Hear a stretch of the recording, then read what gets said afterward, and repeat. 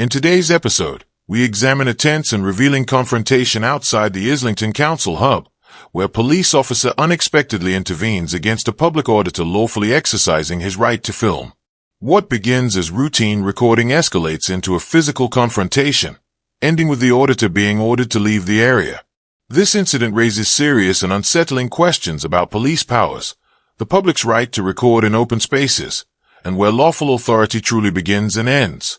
Let's get straight into it. Hello, mate. Hey, mate, you alright? Officer, what are you up to? What are you up to? No, Don't never come so mind what close I'm to me. doing. What are you doing? Why are you on private property filming? What are you doing? Why are you on private property Because filming? I can be calm down, identify yourself properly, officer. Sorry? Why have you got a hold of me? Why have you got a hold of me? I don't know who you are. Let go of me. You don't need to know who I am. Filming. Is that a crime? Almost immediately, the officer reaches out and grabs the auditor by the arm. Under Section 3 of the Criminal Law Act 1967, police may use force only when it is reasonable and strictly necessary to prevent a crime or to carry out a lawful arrest. Hey, no arrest is taking place. No crime is being alleged, let alone investigated. At this point, it is difficult to interpret the officer's actions as anything other than an unjustified use of force, one that could potentially amount to common assault. On private premises. Is that a crime? Yeah, you're on private property. What's the crime? You're on private property. What's the crime? Right. Let me put that down. Yeah, are you doing something stupid right now? I'm not doing anything stupid. What are you doing? You've just grabbed hold of me, officer. Yeah. You've already I don't crossed know the who line. you are. No, So behave I yourself. haven't. You don't need to know who I am. Put your camera down. What crime do you suspect me of committing? But you're on private property. What crime do you suspect me of filming committing? on private council property. I am. What so I want to crime? know why you're doing that. You don't need to know why. Well, you're trespassing. Right, is that a crime? Yes. Is it? Of course it is. Trespass, on its own, is generally a civil matter, not a criminal offense, unless it falls within narrowly defined exceptions such as aggravated trespass, which require specific conduct and intent. Yet here, the officer asserts that trespass is a criminal offense in an apparent attempt to justify detaining or removing the auditor. The auditor's calm, measured questioning exposes a recurring issue: the way legal boundaries can be blurred to intimidate, assert control, or manufacture authority where the legal footing is, at best, uncertain. You're wrong. Civil trespass, you moron. Civil trespass, don't call me a moron. You are a moron. Don't call me a moron. Are you his colleague? Are you a police officer? No. Can you put your camera down? Why? Because I need to speak to you. Why you're on private property you can speak to me. filming? You can speak to me while the camera's on. This one's running as well. Can you identify yourself fully, PC officer? Smith from the Metropolitan Police. Right, number, station. 3 points of identification as per Metropolitan Police policy. When the auditor formally requests the officer's 3 standard points of identification, name, color number, and station, the officer's visible frustration is unmistakable before he finally complies. That reaction speaks volumes. A sigh in response to a lawful, policy-backed request signals reluctance, irritation, and bruised ego rather than professionalism. Officers are trained to provide these details when asked. It isn't a favor, and it isn't optional. It's the foundation of transparency and basic accountability. I've got warrant number. Let go of warrant me now. number. Let go of warrant me. number 236147. Right. I'm attached to Jubilee House in Putney. Right. What crime do you suspect me of committing? What crime do you suspect me of committing? Can you get in my space? Why are you on private property filming? I'm not on private property. It's open to the public. This is where you made a massive mistake, officer. You're okay? behind security I am gates very familiar. You're filming. I am filming. I'm doing it very openly because I want to. You've just come out of this building and grabbed a hold of me, officer. You need to be very careful how you move next. I will say whatever I want to you because you have literally just come out of this building and grabbed a hold of me, sir. Calm yourself down. No, you calm yourself down. You're the one that's came out and assaulted me. Do you understand? You put your hands on me. That is an assault and battery. Of course you've assaulted me. You've came out of this building and put your hands on me, sir. Right. That is assault and battery. I am going to have you in front of professional standards so fast your head is going to spin. Do you understand that? All right. I am well acquainted with what I can do. I don't need to tell you nothing, okay? So I think you need to wind your neck in and get back in your little office, mate, before you mess up even further, because you've already crossed the line, pal. Right, don't shout at me. I will say whatever I feel like. Don't threaten me. Don't tell me what to do. I didn't threaten you. I told you to go back in your little office and do your job properly and learn the law. Don't worry about what I'm doing. Telling me that trespass is a crime, you moron. You don't know what you're talking about. Stop calling me a moron. Because you are a moron. Right. What is trespass is a crime? I think you need to get on your radio and get some backup, pal, because you don't know what you're talking about. You need to get someone that does know what they're talking about, you fool. Absolute moron. Come and put your hands on a member of the public. How dare you? Think because you got a little badge, you got some sort of power? No, calm myself down. You just put your hands on me. You have just came out of this building and put your hands on me, you fool. No one assaulted anyone, no one touched their hands on anyone, but you've just assaulted me. You've messed up to the next degree. The rear gates. You're going to get educated today, officer. Big time. Islington Council offices on Laycock Street. Yeah, I didn't expect this, did you? Why are you getting close to me? I think you need to back up, mate. You've already crossed your line. What is your problem? You've just come out of a building and grabbed hold of me. You grabbed hold of me. You're a police officer. What is an assault? What is an assault? You're a police officer. What is an assault? What is an assault officer? What is a battery officer? You know full well I'm right. You know full well. Notice the silence. Moments earlier, the officer has laid hands on the auditor. Conduct that squarely raises the issue of assault and battery. Yet when the auditor calmly calls this out and asks the officer to define those offenses, the response is telling: nothing. The officer shuts down. That refusal to engage speaks louder than any explanation ever could. It strongly suggests an awareness of the gravity of what has just occurred, and a reluctance to invite further scrutiny or acknowledge a potential breach of the law. This moment lays bare a troubling reality: how accountability can sometimes be sidestepped simply by refusing to confront legal truths when they become inconvenient. Absolute moron. Literally came out of the building, grabbed hold of me, guys. So would you like to tell me what you're doing here? I don't need to explain nothing to you. You need to learn your job, pal.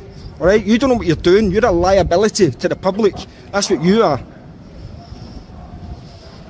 So wait until your colleagues get here. They're going to educate you, and you're going to do what's called the walk of shame, pal. I guarantee it. I guarantee you that. You've already assaulted me, so I've got you on that. What is an assault? What is an assault? Go on, define an assault since you're a police officer. You just messed up, ladies and gentlemen. He keeps scurrying away, trying to hide, because he knows he's messed up. I'm not really interested. I'm not really interested in talking to you. Okay. All right, you're the wrong type of police officer that we should have in the police force. Okay, you're the sort of person that gets people hurt because you come out and you act on impulse and you don't take stock of a situation. All right, you came out, you grabbed hold of me. You came out. It's on camera. Don't lie. You know, lying is a sackable offence under the Met's disciplinary procedures. You understand that? The auditor is absolutely right to challenge the officer's denial of making physical contact. The video evidence is clear and leaves little room for ambiguity. Under Metropolitan Police professional standards, honesty is not optional. It is fundamental. Dishonesty while on duty constitutes serious misconduct, with consequences that can include dismissal. In the Met, this is not a minor breach. It is a genuinely sackable offence. Lie on camera. It's a very foolish thing to do. Alright, because I will have your job off you, I guarantee you that. Because you're going to realise very, very soon how much you've messed up today. I guarantee you that. You've cost the taxpayers money, and you're going to find yourself in a disciplinary. Sorry, my love. Yeah, no, he's fine to come in. That's fine. That's fine, because we've got a call. No, he's fine. Everything's fine. Fine. It's fine now. Sorry, excuse me, officers. Just two things. Can I get the card number, please? Yeah, it's 02. 02? Of today's date. Of today's date. I've got one question for you specifically. Can I grab your name quickly?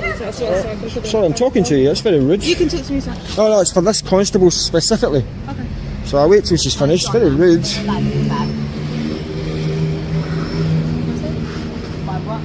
You're sending something. I can't really with my information. Okay, just done that. I also want to make a complaint as well Against, for an assault that took place.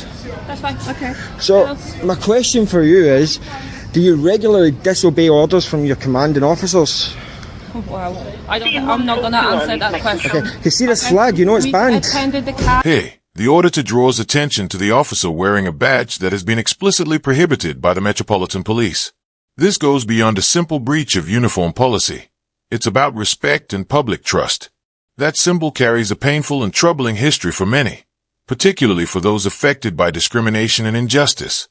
When such a badge is worn openly by an officer, it sends a deeply troubling message, undermining confidence and causing real offense within communities who rightly expect fairness, professionalism, and accountability from those sworn to uphold the law. Oh no, I've got a complaint. What's your complaint, sir? You can make a complaint on the police. No, yous are here now, so I can make a complaint with you What's guys. your complaint, sir? I've been assaulted Okay, when? about half an hour ago. Out here? Yeah. By who? I don't know, a man pretending to be a police officer. Did you get any shoulder numbers? I got his ID, yeah. Got his But ID. he's in this building. You can go and investigate and go and get him out and, Yeah? Can I speak take to him your about it. I can give him at a later date. I'll give you an Not email willing to give address. your details now? Not at this moment in time, no. I don't need Okay. to. Well, we'll go in there and check some CCTV. Yeah, I've got camera footage here. Okay. Do you have an email address so I can contact you to get that camera? Of course, yeah. Yeah? I would like that officer to remove the defaced flag though. It is the 80th anniversary of D-Day as well, so I find it even more offensive that she's flaunting What's that. your email address? Considering Sir Matt Rowley banned them throughout the Metropolitan Police Force, I think it's outrageous that officers think they can disobey direct orders from their superiors. So, one second. Sorry, can you remove that please? It's very offensive. Can you ask her to remove that? You're a detective constable. You ranking here? You're the ranking officer here. We're all the same rank. We're all constables. Right, okay, can you not ask her to remove that? 80th anniversary of D-Day, she's wearing a defaced flag that's been banned. Are you not willing to give any details other than that email?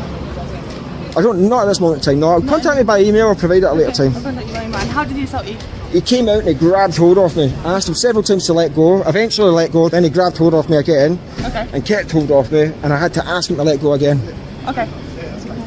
And you have footage you're willing to send, yeah? I do have footage, If I yeah. send you a link, that'll be okay? I'll provide that, yeah. No worries. You need to go and ascertain his details and Yeah, I'm going to go and ask for report him. He's details. pretending to be a police officer because he could be impersonating a police officer as well. He doesn't know any law or anything, so What's who in your knows? bag? Short male, white male, maybe about 5'8", 5'9". He had blue jeans on, pair of trainers. He had, I think it was a sort of tannish, sort of greenish t-shirt on. Short Did hair. your name? How did he identify He himself? showed me a badge. He did tell me his name. I don't recall it. He told me a number. I don't recall that. And he said he was attached to somewhere outside, out Putney Way or something like that. Okay. Well, we'll go and have a look at some CCTV, okay? Okay. Right. Again, I was stood, just for your reference, I was stood about here. I'd walking down here, he'd come out this door, he was speaking to some people here, and then he came out and grabbed hold of me, which is assault and battery. Do you have CCTV that you can look at? I do, yeah. Do you mind if we just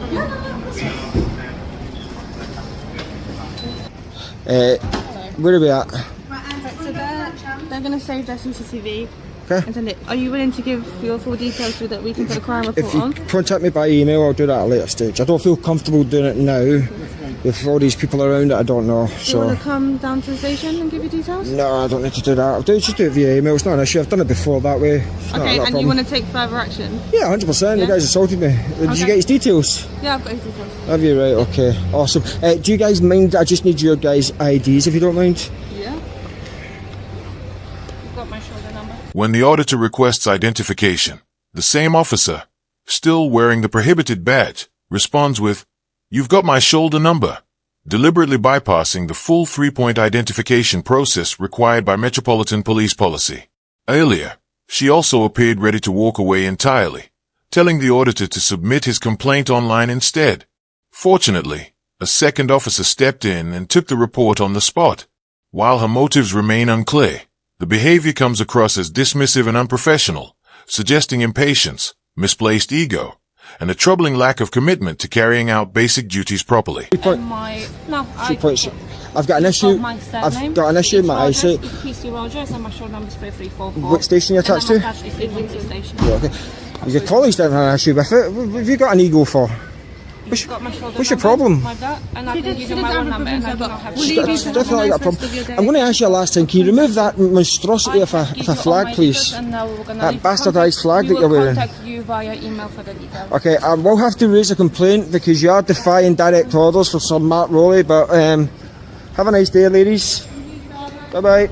That brings us to the end of our review of this incident. The footage underscores persistent and serious questions around police accountability and transparency. Officers are entrusted with immense powers that must always be exercised with integrity, professionalism, and respect for the public they serve. For citizens, understanding these encounters is vital to ensuring those powers are not misused or abused. Thank you for watching. I truly appreciate your support, and I'll see you in the next one. Peace.